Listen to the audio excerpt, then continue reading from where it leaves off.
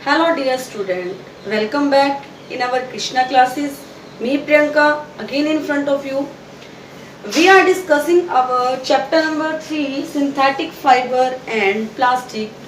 Today we are going our next topic which is plastic. In our last class we discussed type of synthetic fiber like rayon, nylon, ठीक है, polyester, acrylic.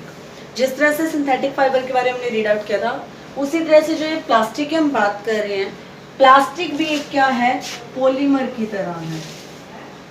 जिस तरह से हमारा synthetic fibre होता है उसी तरह से प्लास्टिक भी हमारा क्या, एक सिंथेटिक फाइबर की तरह ही, मतलब पॉलीमर ही है। क्योंकि पॉलीमर में क्या था, आपकी यूनिट्स जो होती हैं वो ऐड करके लॉन्ग चेन बनाती हैं, सेम टाइप की यूनिट्स होती हैं।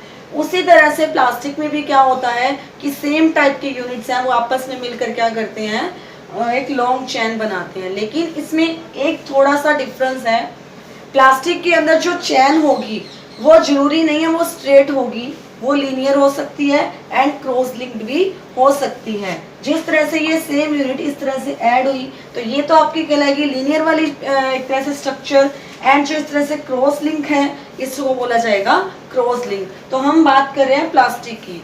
अब नॉर्मल सी बात है, हम अपनी डेली लाइफ के अंदर प्लास्टिक का बहुत यूज करते हैं। इवन जो मेरे हाथ में मार्कर है ये भी क्या है, प्लास्टिक का बना है। ये आपको जो स्विचेस दिखाई दे रहे हैं ये भी किसके बने हुए हैं, प्लास्टिक के बने हुए हैं। लेकिन क्या प्लास्टिक सेम टाइप का होता है? क्या सारे के सारे प्लास्टिक को आप इजीली बेंड कर सकते, क्या इसको बेंड कर सकती हूँ? नहीं, ये बेंड नहीं हो सकता। इसके अलावा जो प्लास्टिक होता है वो हमारी बहुत ज़्यादा एक तरह से यूजफुल भी माना जाता है।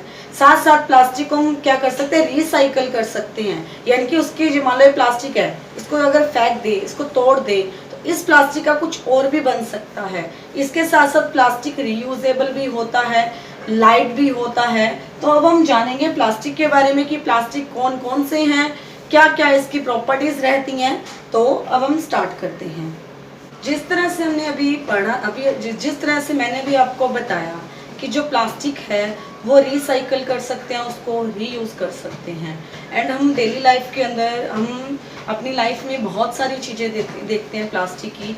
एंड उन प्लास्टिक की जो शेप होती है, जो भी चीज़ें हैं, जो भी कंटेनर्स हैं, कुछ भी हैं, जितनी भी मटेरियल्स हैं, थिंग्स हैं, वो सब डिफरेंट डिफरेंट शेप की होती हैं एंड डिफरेंट डिफरेंट कलर की होती हैं। यानी कि प्लास्टिक जो है वो बहुत सारी शेप्स में मिल सकता है हमें, एंड उसका कलर भी हमें डिफरेंट डिफरेंट टाइप का मिल सकता है। जिस तरह प्लास्टिक को हम रीयूज कर सकते हैं, रिसाइकल कर सकते हैं, उसको हम एक तरह से डिफॉर्म करके, यानी कि उसको चेंज करके मतलब अलग अलग तरह की शेप्स, इवन उसको जो है थिन वायर्स में भी कन्वर्ट किया जा सकता है। यानी कि जो प्लास्टिक है वो क्या है, इजिली मोल्डेबल होता है। यानी कि प्लास्टिक को इजिली मोल्ड कर सकते हैं। मोल्ड यानी कि उसको डिफॉर्म, यानी कि उसकी शेप को चेंज किया जा सकता है। अगर प्लास्टिक की शेप चेंज हो सकती है तो क्या सारे प्लास्टिक की शेप चेंज हो सकती है? तो अब हम बात करते हैं इसके बारे में। हम बात करते हैं टाइप ऑफ प्लास्टिक की। जिस तरह से प्लास्टिक को डिफॉर्म किया जाता है तो क्या सभी प्लास्टिक को डिफॉर्म कर सकते हैं? वो डिफॉर्म होगा कब? जब हम उसको हीट प्रोवाइड करेंगे। तो प्लास्टिक 2 टाइप का है, thermoplastic and thermosetting plastic. Thermoplastic वो प्लास्टिक आइटम्स, उन प्लास्टिक्स को कहते हैं जिनको हीटिंग के बाद उसको मोल्ड किया जा सकता है। यानी कि अगर इन प्लास्टिक को हीट मिलती है तो इनको डिफॉर्म किया जा सकता है, यानी कि इनकी शेप को चेंज किया जा सकता है। लेकिन थर्मोसेटिंग प्लास्टिक में ऐसा नहीं होता है। अब मान लो ये जो आपका मार्कर आपको दिखाई दे रहा है, ठीक है, क्या इस मार्कर को मैं हीट के बाद डिमोल्ड कर सकती हूँ?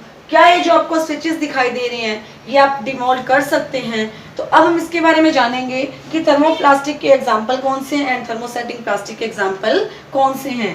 थर्मोसेटिंग में तो आपके स्विचेस आ सकते हैं, क्योंकि इन स्विचेस को इजिली हम डिफॉर्म नहीं कर सकते हैं चाहे कितने भी इसको हीट प्रोवाइड करते रहें। ठीक है, अब हम बात करते हैं इनके एग्जाम्पल्स के बारे में एंड इसकी प्रॉपर्टीज क्या है। Thermoplastic, plastic which gets deformed easily on heating and can be bent. यानी कि जो भी प्लास्टिक है हम फर्स्ट टाइम तो उसको हीट करेंगे ही करेंगे, तभी उसका कोई ना कोई शेप बनेगी, कोई ना कोई मटेरियल बनेगा।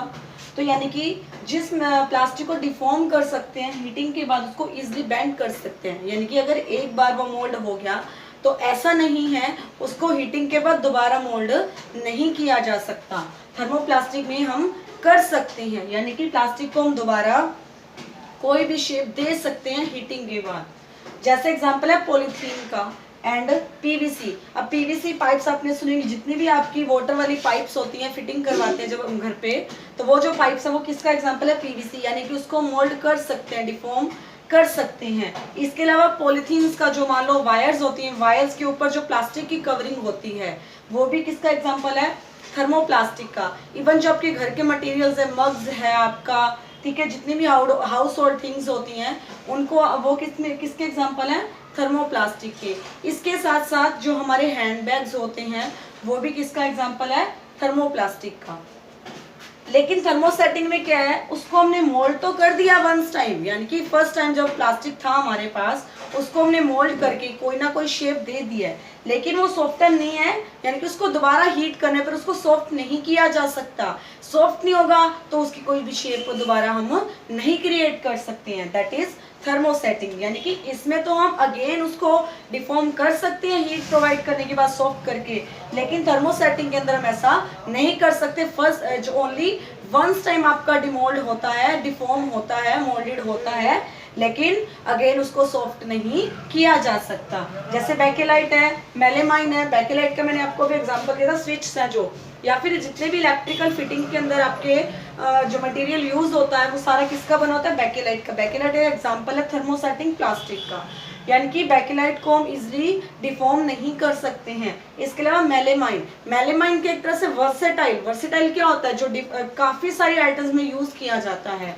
तो मेलेमाइन क्या वर्सेटाइल प्लास्टिक है, इसका हम जो फ्लोर की टाइल्स वगैरह होती हैं या क्रोकरी वगैरह होती है उसमें भी इसका यूज किया जाता है। अब हम बात करते हैं कि प्लास्टिक क्या है। इसका एक देखो, प्लास्टिक है वो हमारे लिए बेनिफिशियल भी है एंड वो क्या है, नॉट, मतलब वो हमारे लिए हार्मफुल भी है। तो वो किस तरह से हमारे लिए बेनिफिशियल है हम उसकी बात करते हैं। बात करते हैं कि प्लास्टिक है वो हमारे लिए यूजफुल कैसे है।